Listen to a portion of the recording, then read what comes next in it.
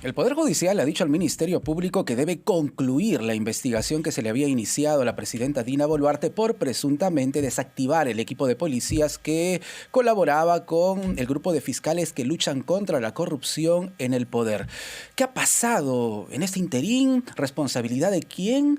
Vamos a analizarlo aquí en Nunca es tarde. Soy Jorge Rodríguez con el doctor Juan Carlos Portugal, abogado de la presidenta Dina Boluarte. Bienvenido a RPP, doctor Portugal. Gracias nuevamente por la oportunidad, Jorge.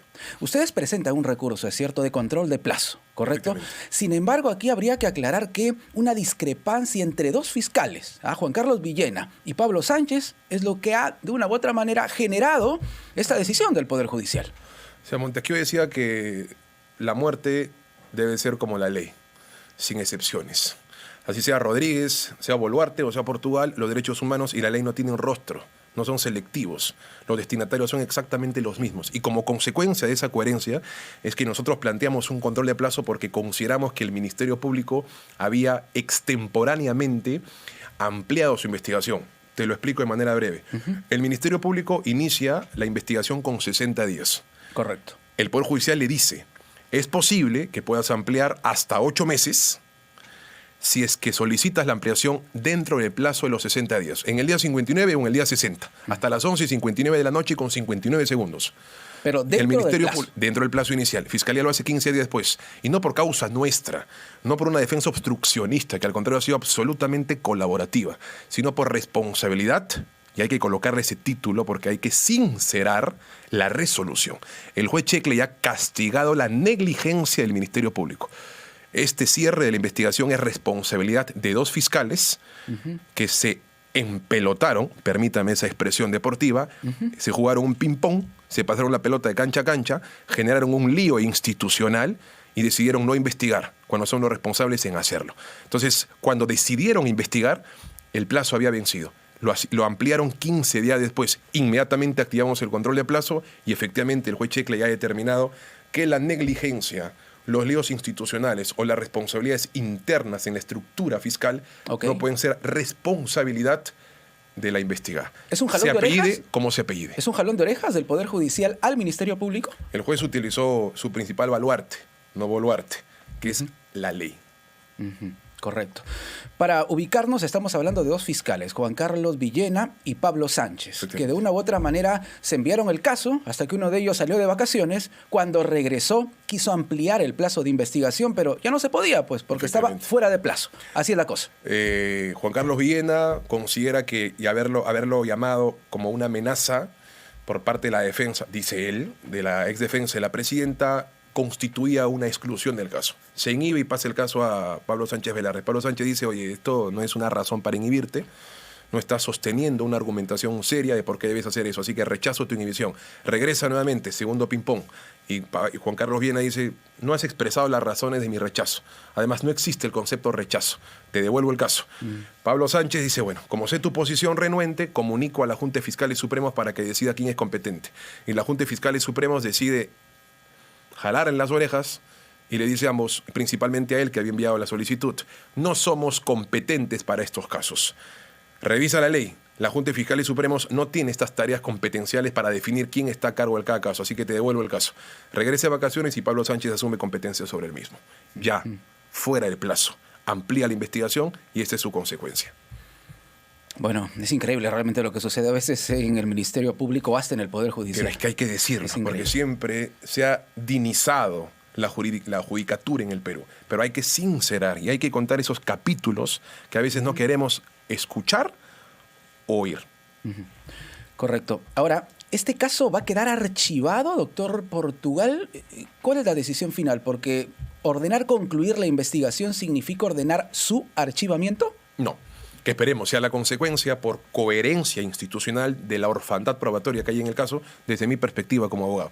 El Poder Judicial ha dicho, ya no realices actos de investigación. Tu investigación está paralizada. Ya no se hace más por orden mía. Tal es así que hoy estaba citado un testigo en horas de la mañana y el Ministerio Público decidió no someterlo a una declaración por orden expresa del Poder Judicial.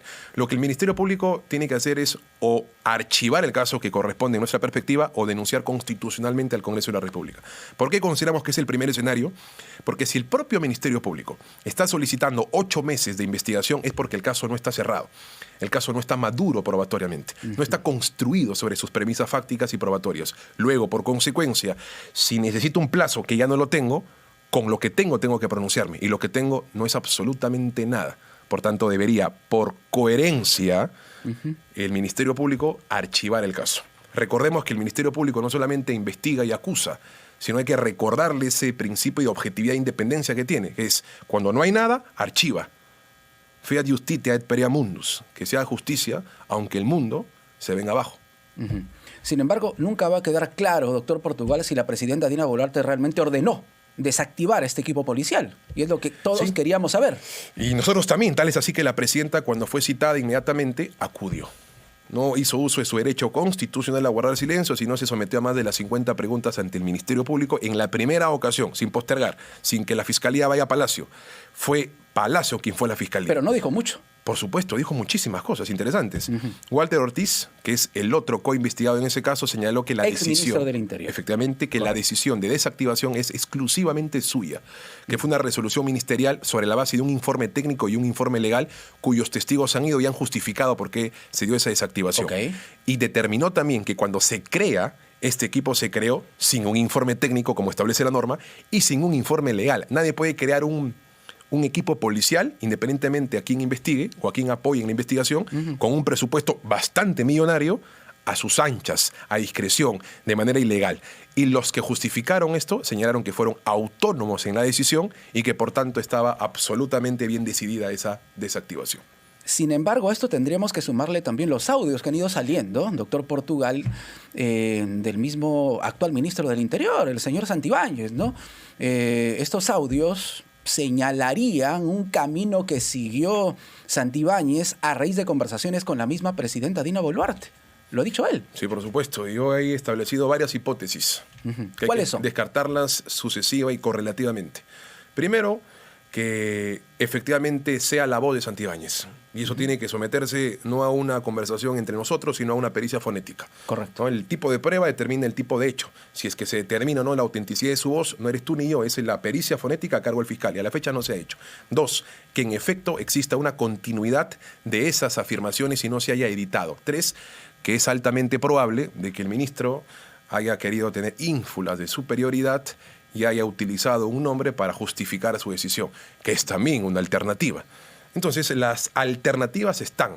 Lo cierto es que el propio ministro, que fue quien ordenó la desactivación, señaló que nadie la instigó, nadie la determinó y que además se justificó un informe técnico y un informe legal. El propio Colchado señaló en su declaración de que este equipo policial no tenía una ley específica para poder gobernarse.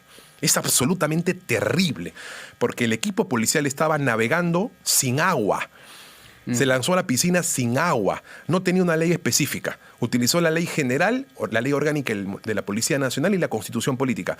Y determinó que incluso había solicitado a su comando una normativa específica para poder adecentar el trabajo de manera legal del equipo policial y para poder justificar legalmente su actuación. Pero todo esto revienta cuando están investigando al hermano de Dina Boluarte, ¿no? Y que el llama comando... la atención también. Cuando Nicanor Boluarte se pone en el centro del escenario, surge esta versión. Sí, pero es una versión que probatoriamente no tiene ninguna relevancia porque independientemente el equipo policial igual detuvieron a Nicanor. Allanaron, incautaron. Así que la institución policial históricamente no depende de una fiscalía, no depende de un grupo de policías. De hecho, al día siguiente lo detienen, lo incautan y lo allanan. De manera tal que, si es que se sustrae al equipo policial de apoyo del EFICOP, existirán múltiples unidades de investigación especial para hacer ese trabajo. No podemos reducir la institución policial a este grupo de policías, con todo respeto lo sostengo. Por tanto, el delito de encubrimiento personal está en la imaginación del fiscal y el abuso de autoridad está probatoriamente no resuelto. Doctor Portugal, tengo que preguntarle por el tema del famoso cofre presidencial. Hasta el momento la presidenta no ha sido clara. Hay varias versiones. Estuvo, no estuvo. Henry Shimabukuro, ex asesor presidencial, dice que ni siquiera estuvo en Mykonos, que estuvo en otro condominio cercano. ¿Cuál es la verdad, doctor Portugal? Sí, a ver, Henry Shimomukuro sería un experimento perfecto para los estudiantes de psicología que quieren hacer uso de las pruebas psicométricas para determinar la verosimilitud en un relato, los descartes de simulación o la personalidad. Él dice que el 1 de abril Cerrón estaba en Cuba y ahora dice que no estuvo en Cuba, es decir, estaba en Lima. Cerrón Shimomukuro dice que la presidenta fue un auto particular, como una ciudadana común y silvestre, permíteme esa expresión criolla para que la sociedad entienda un poco, que abrió la puerta, vino un lugareño y que la presidenta le entregó un sobre a vista y paciencia de todo. O sea, para sostener una afirmación tiene que ser una afirmación creíble, una afirmación madura, no ridícula, al punto que son los propios periodistas quienes usualmente están en contra de la presidenta, quienes estuvieron en contra de Shimomukuro cuando salió de la Comisión de Fiscalización. Le reprocharon en una maletera de un vehículo, doctor Portugal, esa es otra versión. Le reprocharon no ser serio, le reprocharon decir mucho pero aportar probatoriamente poco. Entonces, en respuesta a tu pregunta, luego de hacer esta reflexión democrática sobre este personaje, la versión oficial, la versión protocolar, la va a dar la Presidenta de la República cuando el Ministerio Público desee ser citada.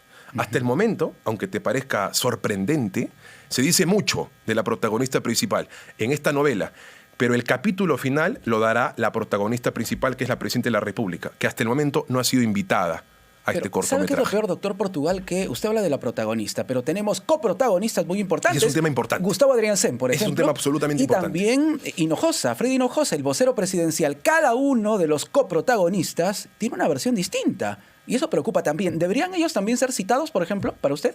Que sea el Ministerio Público quien define esa situación. Pero para usted, ¿deberían ser citados?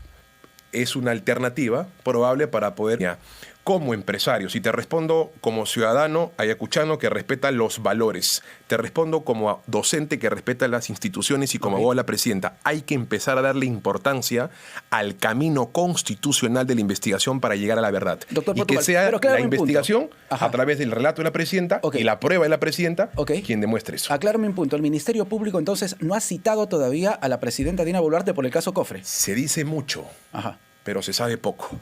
No. ¿No la ha citado entonces? No. Si la citan por el caso Cofre, ¿ella va a ir y va a hablar, doctor Portugal?